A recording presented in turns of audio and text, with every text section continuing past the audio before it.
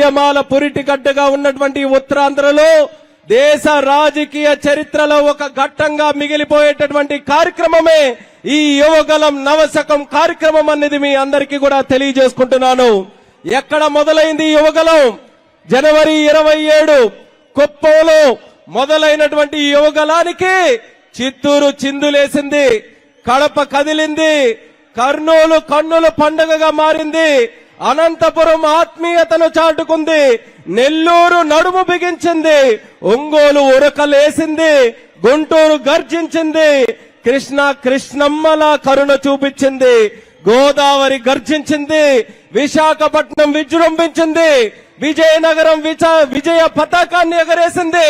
మరి శ్రీకాకుళం శంఖారావంతో పూనుకొని ఈ యావత్ ఉత్తరాంధ్ర కూడా ఉత్సాహంతో ఉరుముతో ఉద్యమిస్తూ ముందుకు నడుస్తూ ఎవరు దేనికి వచ్చినా సరే రాబోతున్నటువంటి ఎన్నికలకు జనసేన తెలుగుదేశం పార్టీ కలయిక సిద్ధంగా ఉన్నాం, రండిరా సాయికి అని కథలు వచ్చినటువంటి యువకులు ఈ రోజు ముగింపు కార్యక్రమం కాదు, ఇప్పటి నుంచి ఆరంభమవుతుంది.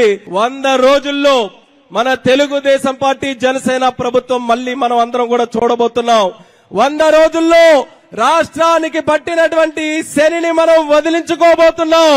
100 రోజుల్లో సైకోని తరిమి కొట్టబోతున్నాం. 100 రోజుల్లో రైతుల్ని మళ్ళీ రారాజులు చేయబోతున్నాం.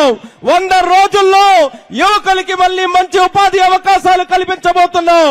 100 రోజుల్లో బడుగు బలైన వర్గాల్ని మళ్ళీ అట్టడుగు ఉన్నటువంటి వర్గాలని మళ్ళీ పైకి తీసుకొని రాబోతున్నాం. 100 రోజుల్లో దళితుల పైన ఆడపడుచుల పైన జరుగుతున్నటువంటి అన్యాయాలని అగాత్యాలకి అడ్డం పెడుతున్నాం. 100 రోజుల్లో పోలవరాన్ని పూర్తి చేయడానికి మళ్ళీ శంఖారావం పూనుకోబోతున్నాం. 100 రోజుల్లో మనకంటూ ఒక రాజధాని ఉందని గొప్పగా చెప్పుకునే విధంగా అడుగులు వేయబోతున్నాం. వీటన్నిటికంటే నేను తెలుగోడినిరా, నేను ఆంధ్రుడినిరా అని ప్రపంచం మొత్తం గర్వపడే విధంగా రొమ్ము విరిచి ముందుకు నడిచేటటువంటి రోజులు 100 రోజుల్లో మనం చూడబోతున్నాం. దానికి ఈ రోజు జరుగుతున్నటువంటి సభ సాక్ష్యం అనేది కూడా మీ అందరికీ తెలియజేస్తున్నాను.